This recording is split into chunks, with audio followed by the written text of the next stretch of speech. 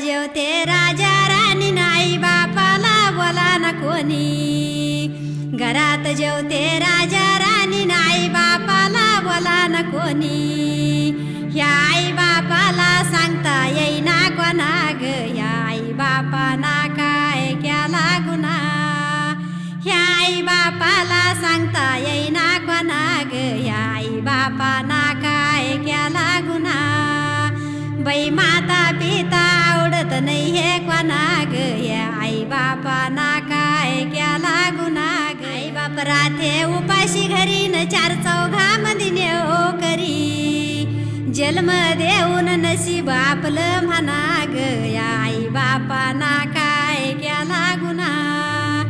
जन्म देऊन नशीब आपलं म्हणा ग, या आई बापाना काय केला गुन्हा। माता पिता